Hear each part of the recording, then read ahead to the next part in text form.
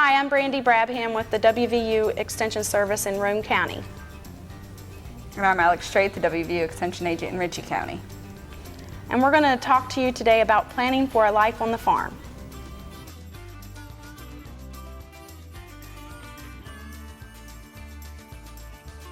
Moving to the farm can be a simpler life. There are many great resources out there to help you.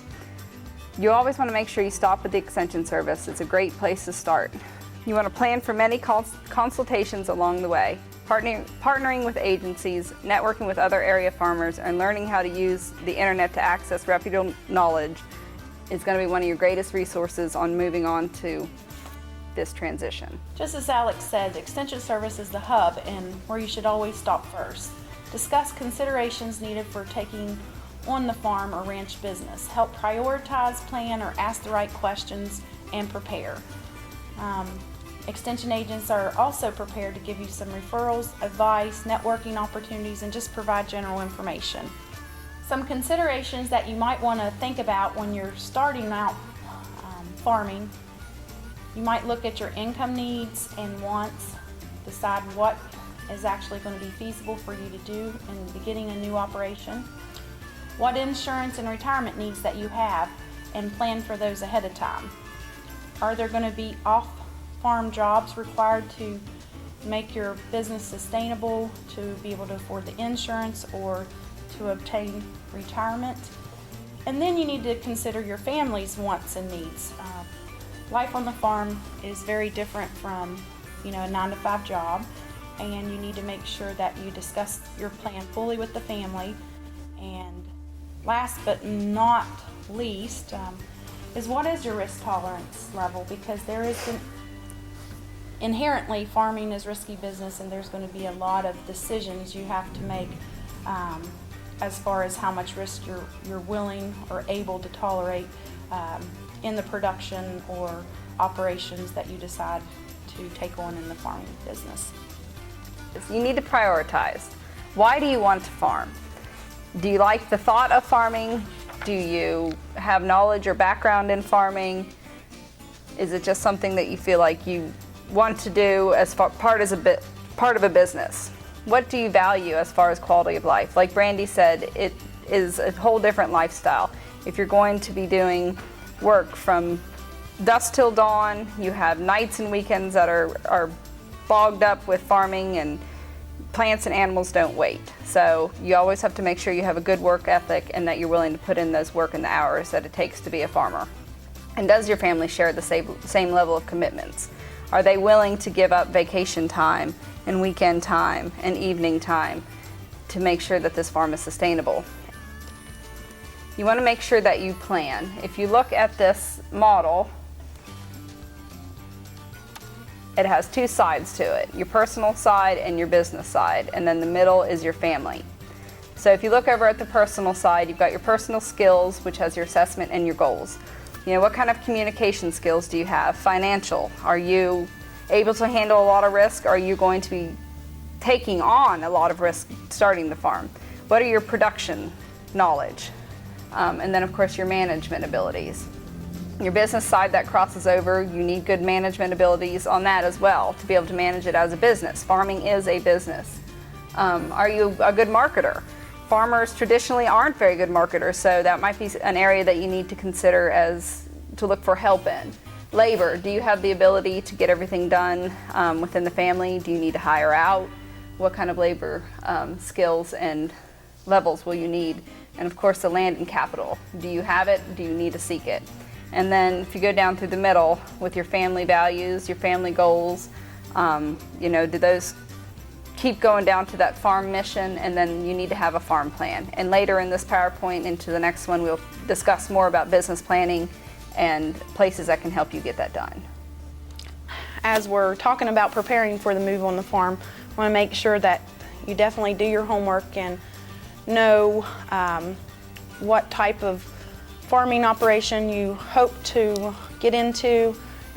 You want to make sure and build a support network, and that might be just getting out and meeting other farmers, meeting neighbors, going to some of these resources we'll talk about later, including the Extension Service. You want to try to reduce and eliminate other debts so it frees you up to invest in your business, in the new farming operation. And you want to definitely diversify as you go in your finances. And you want to make sure that you're able to sustain that lifestyle on the farm.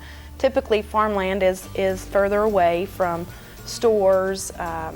It's further away from the hub of town, so you'll probably need to work at making less trips to the store, planning ahead. Go ahead and practice some of those gardening techniques that you're reading about, if that's, if you're looking at horticulture as an enterprise. It's also important that if you do decide to take on gardening, it saves you money on the farm. Another thing that saves you money on the farm is food preparation and preservation. Just being sure that you're doing these things as you go in preparation for life on the farm. And then you might even consider alternative heat sources. Whether you currently own the land or you're looking to buy land, you need to figure out and determine the boundaries of the land. Is the zoning going to be permitted to farming? If it's something that's in town or close to town or a lot of development, you may not be welcome to have a lot of livestock or even some other enterprises like honeybees. Your taxes are something to think about. If you're going to be in an area that's not going to allow you to be farm tax exempt and other tax breaks, then it may be unsustainable to farm on that piece of property and maybe sell it and try to move on to another piece.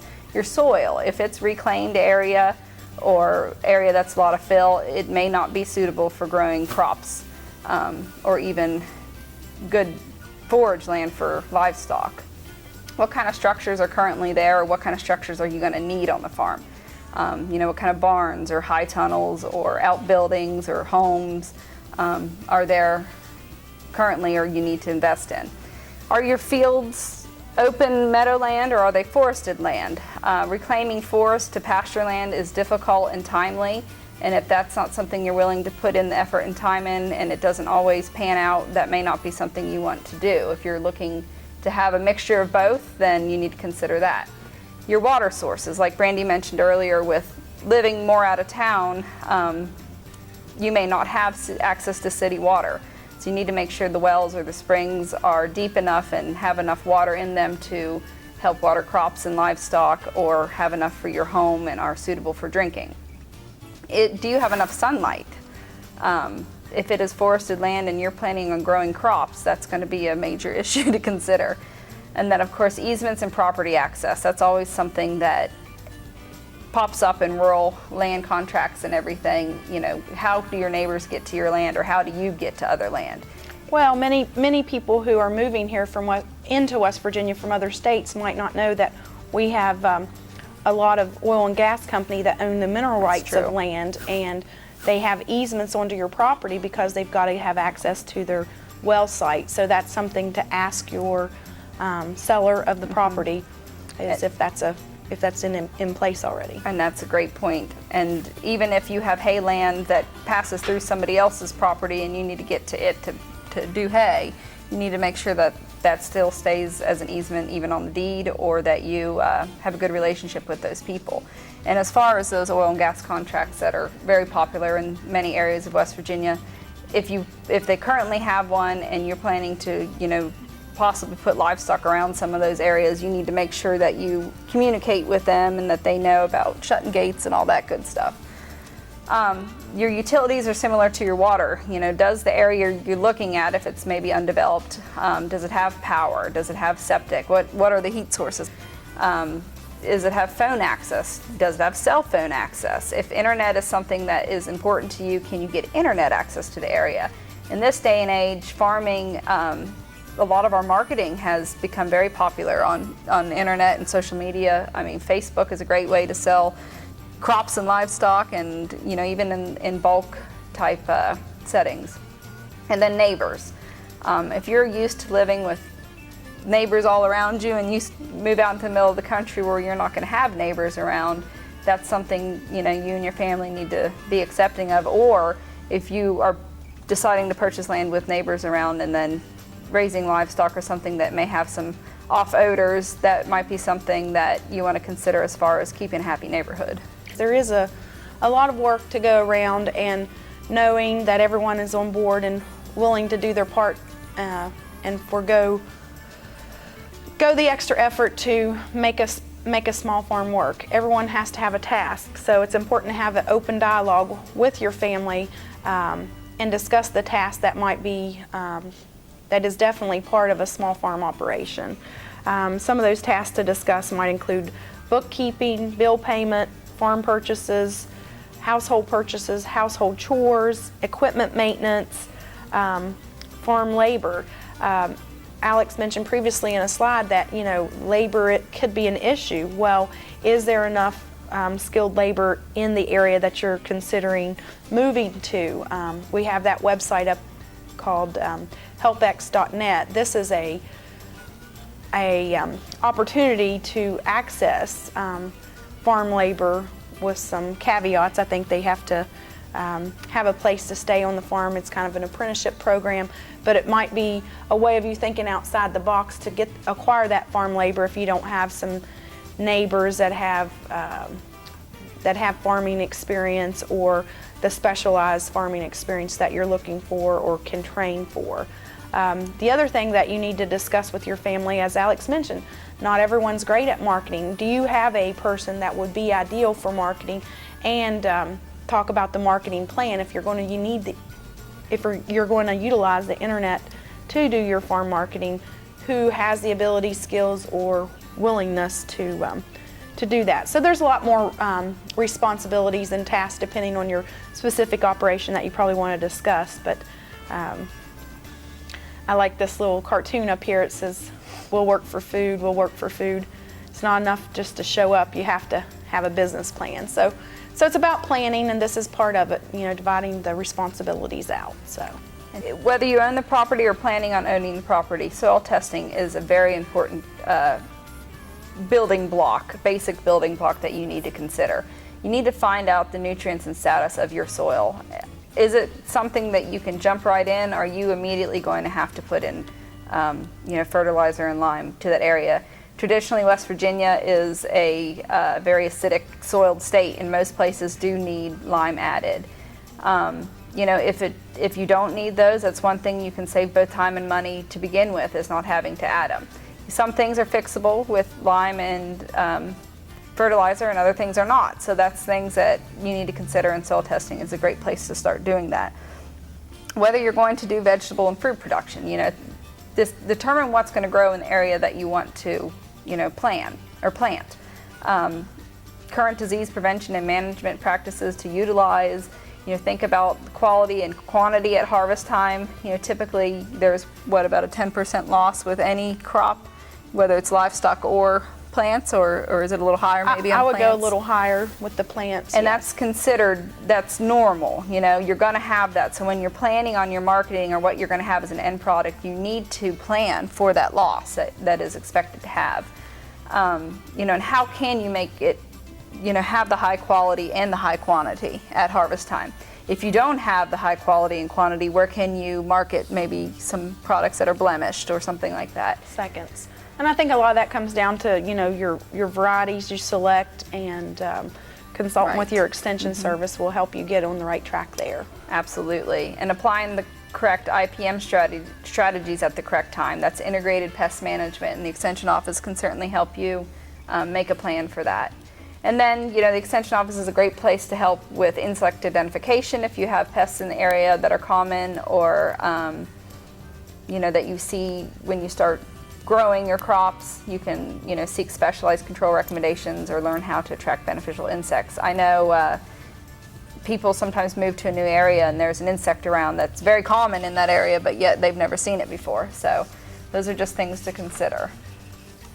So more along the things to consider, especially if you decide you're going to do your own food preservation, is you want to go ahead and use the best practices for canning, freezing, and other food preservation methods like drying your foods. It saves a lot of money to do this. It's also higher quality. You know where your food is coming from. There's lots of reasons that people use food preservation. So in Extension, we stress using USDA tested and approved canning recipes.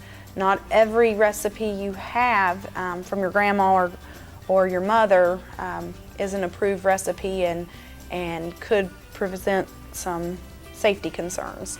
Another idea is, if you are using a pressure canner, is that you would want to get that inspected on an annual basis and tested to make sure that it is measuring correctly on your pressure, so you don't have any accidents in food preservation.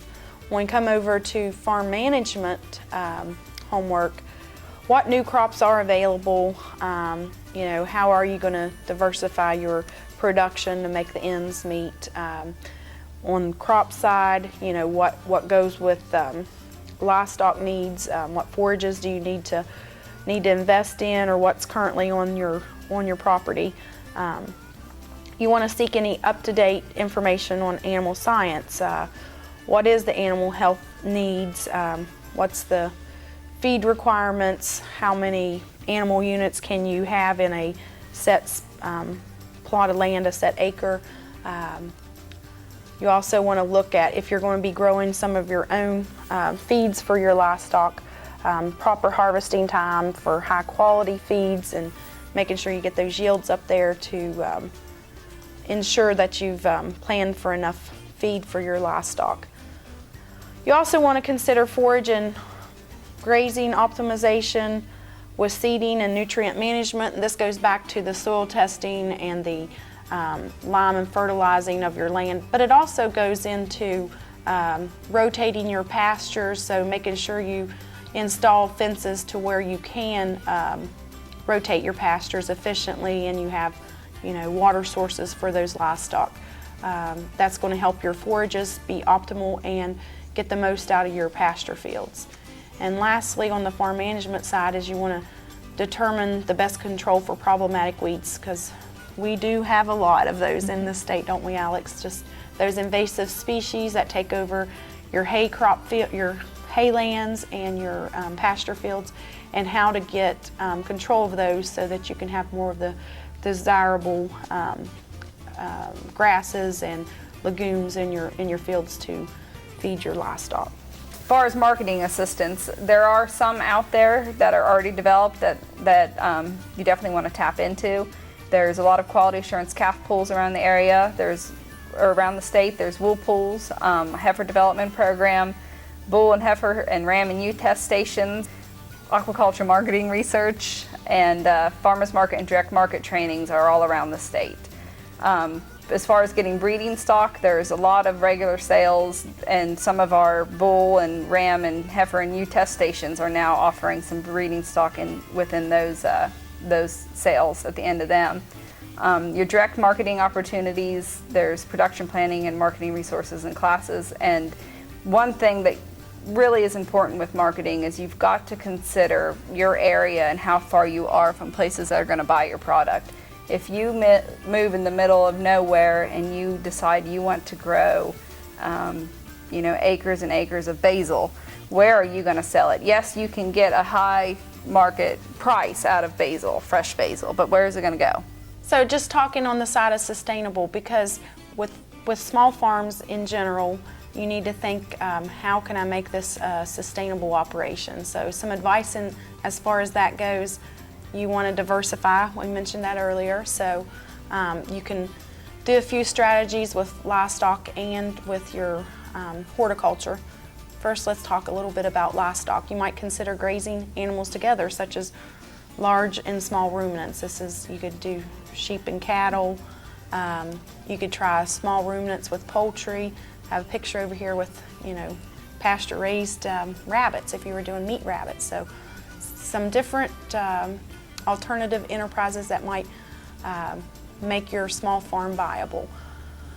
You want to utilize all available forages and space. So if you're going to have a small backyard flock of chickens, you might let them forage in the yard, or, you know, a grassy area that you've devoted to them, or wait until you're done for the gardening season and then turn them into your garden to provide more sources of food. Again, back to the rabbits, you can use rabbit tractors, these are pens that are made to move throughout a field to utilize the grasses that are there and help you from having to purchase extra feeds. Another idea for sustainable practices, and this is just kind of where we just give you some ideas to think outside the box. You can use bees to increase vegetable production. We've all heard how integral honeybees are to pollination of fruits and vegetables. So if you are interested in beekeeping, or you have some neighbors that have bees, it might be to your advantage to have a couple bee stands set up close to your fruit and vegetable production to increase the yields. Just try some new ideas and see what works. Maybe you just incorporate one new enterprise in a very small way each growing season or each year as you work on your small farm plan. And it's fun to try favorites and new varieties when growing your garden, and you can do that to help stock up on your food supplies. Preserving your harvest, maybe what you can't sell. Maybe you sell all your number ones, your best looking products, but then your seconds or your ones with blemishes that are perfectly safe to eat, you can put them up in your own garden or put them up in your own cellar and end up having those all winter long. You can build a root cellar to help store those things, and there's a lot of plans out there, and I believe the Extension Service has some. Building cold frames or mini greenhouses can help preserve or to extend your growing season. You can consider less expensive protein sources like rabbits, chickens, or fish that you can do on a smaller scale and pretty cheaply. And then learn to harvest and process meats and what you can do as far as doing them either at home for yourself or how can you sell them to other people. And then you also want to consider, if you're just doing it for your home use and maybe you do raise some beef cattle, maybe consider splitting larger livestock with other family. If you don't think you can consume a whole steer in a year, maybe you can share it with somebody else and help offset some of your feed costs on that animal. That kind of gives you some information from the USDA's Economic Research Service. So if you are going to put up your own meat. So generally 50 pounds of meat will fit in 2.25 cubic feet of cooler or freezer space. So planning to have that cold storage available. Meat from 1/8 of a typical beef weighs roughly 50 to 60 pounds. So if you are raising your own beef, are you going to have enough freezer space for the whole beef, or are you going to have to split it with a family or a neighbor or sell part of it at the slaughterhouse? Meat from a typical hog, half of a typical hog, which is at slaughter weight, which is 250 pounds, you're going to look at 60 to 70 pounds of meat coming back to you.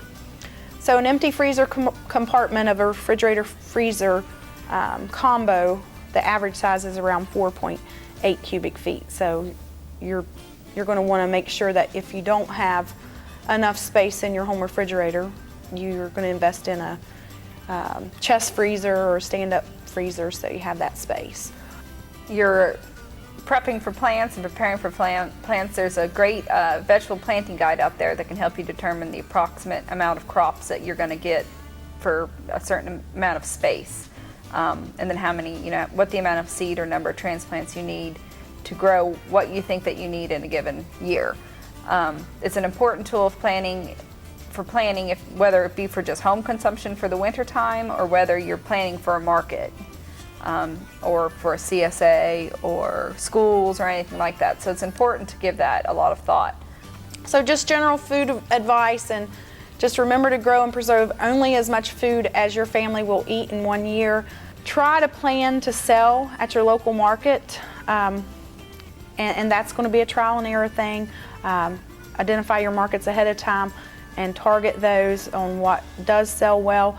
Surplus food can be sold or traded to neighbors as a bartering system or used as gifts for families. So if you wanted to cut down on your expense during the holidays, you might use preserved foods or trade your neighbors for some shared labor. Yeah. Labor. Yeah. Tax advice. It's always great to attend a tax workshop, and I know the Extension Service Small Farm Center usually offers at least one a year, and they're a great resource to kind of get a good handle on what you're going to be doing that's different than maybe having a just normal 9-to-5 job instead of raising that farm. It's also good to obtain a good accountant that understands farming. I hear that every year people come in and They want to know a good accountant that can help them with their taxes, that understands what's going on. And then, the thing to consider, a farm can lower your property taxes if you can get the farm status through your assessor's office, which we'll talk about later. Before you apply for any grant, you should really consider what grants entail. They're a very competitive process. Grant announcements must be monitored. You have to submit a proposal. You have to prepare and plan for an application. It must meet the exact guidelines and submit it on time. And grants are not a 100%. So, and they don't just happen overnight. So you need to plan in advance if you are planning to seek a grant. And it usually should have to do with something you're already planning on doing, just not go out and start a new operation just to get a grant, because most grants will only pay for a percentage of the cost and not be a 100% coverage. Many of them don't cover like bricks and mortar projects, which is building construction. And most aren't up front. That's right.